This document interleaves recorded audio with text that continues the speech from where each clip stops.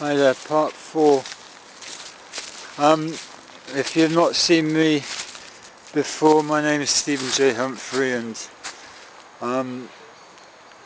filming this twilight on the following Sunday from yesterday's Christmas lecture 2010 that I did for you guys, which I posted up on Facebook last night, and which I'll repost onto YouTube in a minute on my A41 dog channel on YouTube. Anyway, just look at the previous videos if you want to see a mug shot of my ugly face. But anyway, yesterday I was talking about problem, reaction, solution, and talking about some of the problems, like we're governed by a bunch of traitors, some of the reactions, student protesting on the streets of London, the G20 Toronto riots last year, etc, etc, and then some of the solutions that we've come up with. For example, protesting on the streets, sending off lawful rebellion requests, setting up a Barons Committee of 25 Barons from a quorum of 65, I think. I did some research. Just Google on Wikipedia Barons Committee, Houses of Parliament, House of Lords, UK Parliament, that kind of thing. And the Barons Committee basically supersedes Her Majesty's government and becomes, to all intents and purposes, the King or Queen of England.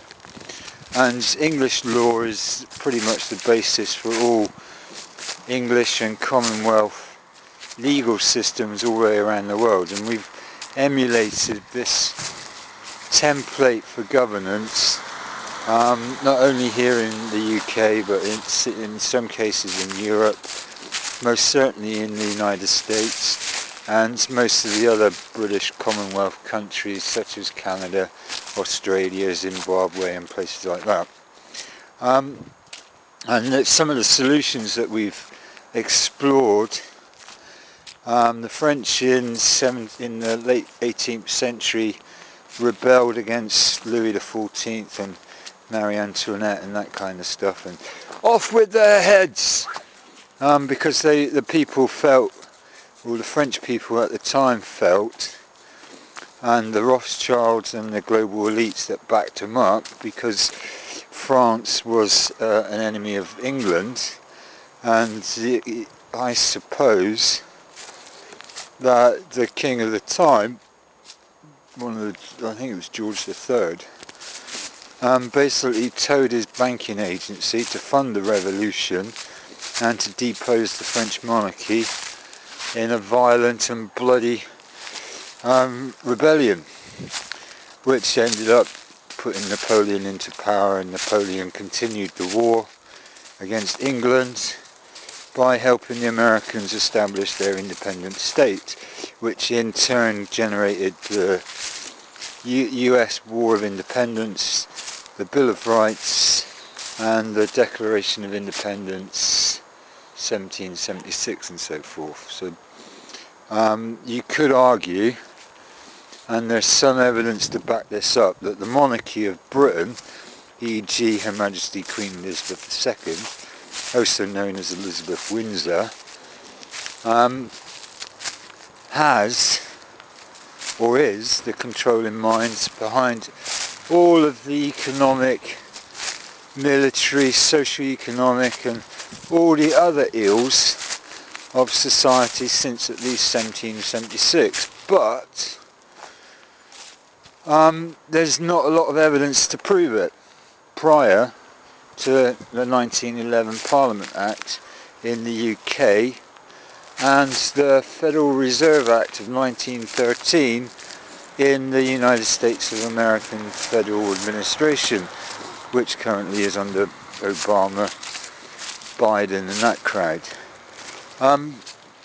But essentially The problem is bad government. The reaction is riots on the street, and the solution is fuck all.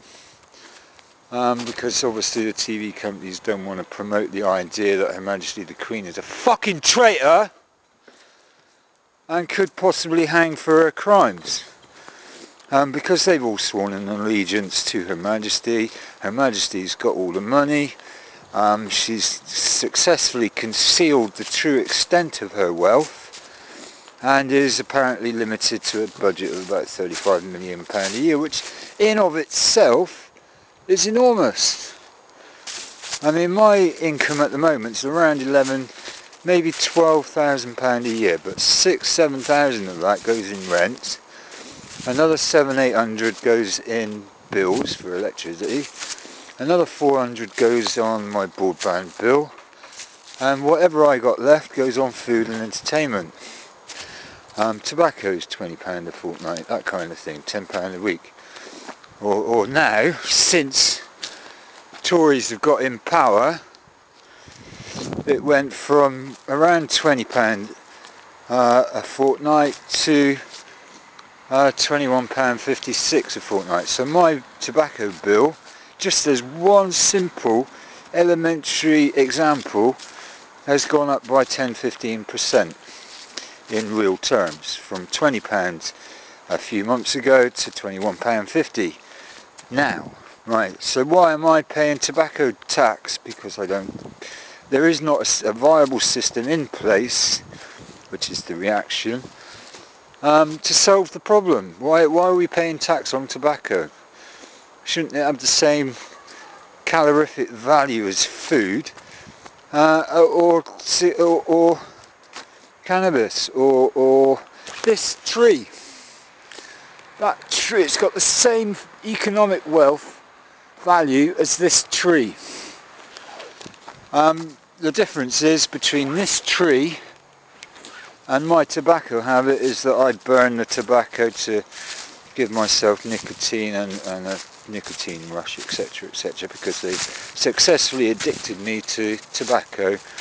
And rather than dealing with the problem of tobacco rejection, I'd rather pay the £21 a week, fortnight, and just not bother changing my behaviour in that regard, because this is the big thing of certainly the last few years. We've got bigger fish to fry, and one of those big fish is Her Majesty the Queen.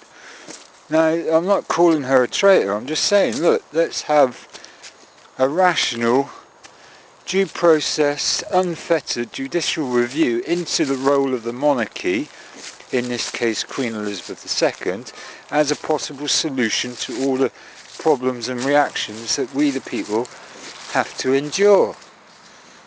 And to prove beyond any reasonable doubt, in an unfettered judicial review within the framework of English law, is the Queen acting lawfully? Is she upholding her coronation oath? Has she enacted legislation such as the European Communities Act of 1971-72 that basically deprives us, we the people, of our natural born inalienable rights, which is to govern ourselves according to our laws and customs, to which Her Majesty the Queen swore an oath in public on television for the first time ever. And I definitely recommend everyone look at that video. It's bound to be on YouTube somewhere, and maybe I'll look into it myself later. But in the meantime, until we get that unfettered judicial review of the monarchy and decide whether we need a republic or to continue with the status quo, which basically kills millions of people every bloody year, which is unlawful, unsustainable, and blatantly unlawful, that it beggars belief. But believe it we must, because if we don't believe it, we might be one of those millions that gets killed next year. And since this is Christmas, we've got a period of reflection. we've certainly got some parties to go to, and basically next year we've got to organise the lawful rebellion a bit more consistently, a bit more peacefully. We've got to stop the police from bashing us over the head and killing us. That we've already got half a dozen prime examples of police unlawful murder. There's no other way of saying it. It's unlawful murder. You cannot, even if your own life as a police officer is threatened, put the lives of innocents at risk. Now that student that died recently from a brain injury as a result of getting clouted over the head by a police baton, and that Tomlinson guy at the G20 London protests who died after being pushed over by another copper. And then there's the third example of where a local Dorset police officer allegedly stole my van, which at the time was my second home. Not my primary home, but my second home. Because at the time it was -4 during the night, and if I'd stayed in that van I would have died of hypothermia for sure, because all I had to heat my van was a candle. And I didn't have the money to drive to Portugal where the weather was nice, and I could have got a good suntan or whatever, which ties in. You can go on and on and on, and I've just run over my 10-minute schedule, but we're going to test the YouTube thing, so I'm going to let this run for a couple of minutes.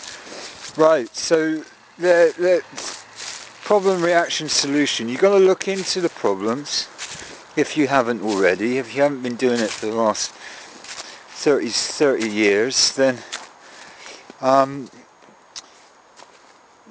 look into the evidence. Is the war in Iraq illegal?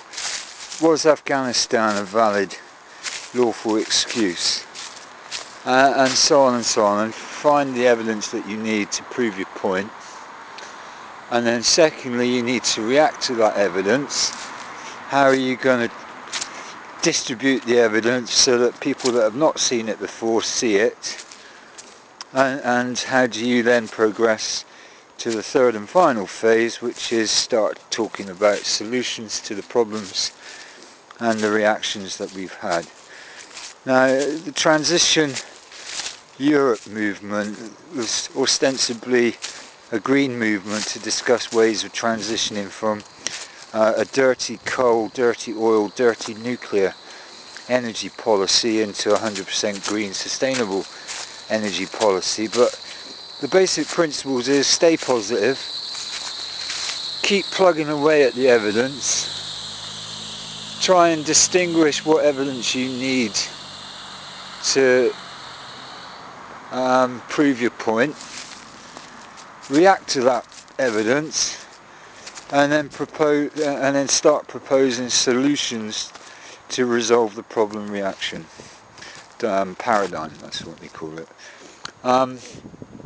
And then hopefully through things like transition and through Facebook and YouTube and all the other weapons that we've got, to then develop a strategy so that we can then replace tyranny with liberalism. And for you bloody Americans who don't understand the word liberal, Google and look up an 1893 dictionary, Webster's 1893 definition of liberal, and re-educate yourself, because the evidence that I've seen is liberals in some aspects of America are treated as traitors. Anyway, my battery's just run out, and so I'll see you later.